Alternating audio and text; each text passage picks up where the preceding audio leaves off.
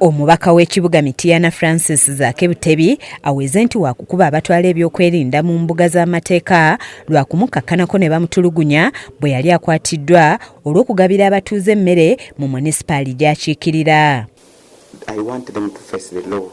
Njagala babateeke mu kooti amannya g'abantu abo nabategeezezza dda balooya.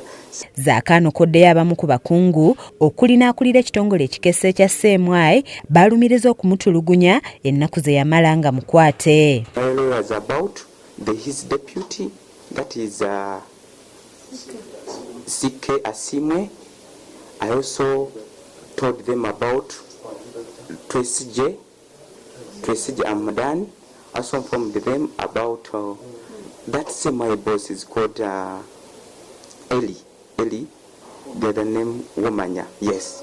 And then also the SIU commandant, I informed my lawyers about the SIU commandant by the names of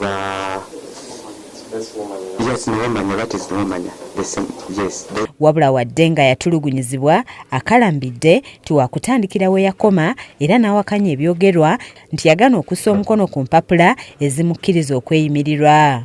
Ono alabise ng'ali mu bulumi obutagambika atuuse n'okwoza ku mmunye nga totola embeera mwe yayisibwa okwali okumusiba akandooya n'awanikibwa ku kabangali ya poliisi kw'ossa okumusamba mu bitundu eby'enjawulo. The registration number is 5713. The registration number of that ambulance, that driver, it is that the registration number is 5713. It was told to me by my wife. She was able to remember that person. Zaake agamba nti wakati mu kumutulugunya eky'okugaba emmere tekyakoonebwako wabula ng'agamba nti ensonga zaali za byabufuzi. Agamba nti embeera gye yayisiddwamu ku mulundi guno tagiyitangamu wabula ng'akalambidde nti si waakuva ku mulamwa ng'abamutulugunya bwe baali bamugamba. So, I think, comrades, I need to rest.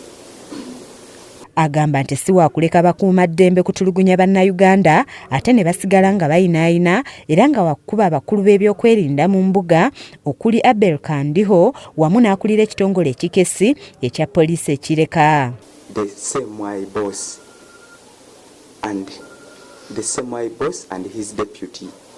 The CMY boss is by the names of Kandiho Abel.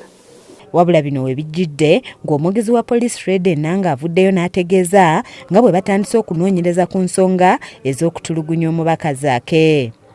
John Martins Okola yalagidde ekitongole ekya CID ajjukira sabbiiti eri baali bagulawo fayiro.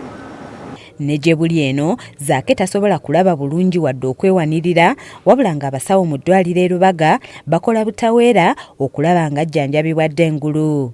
Kiza Peter yakusakidde eggulire lino ku lwa KSTV agaaleero.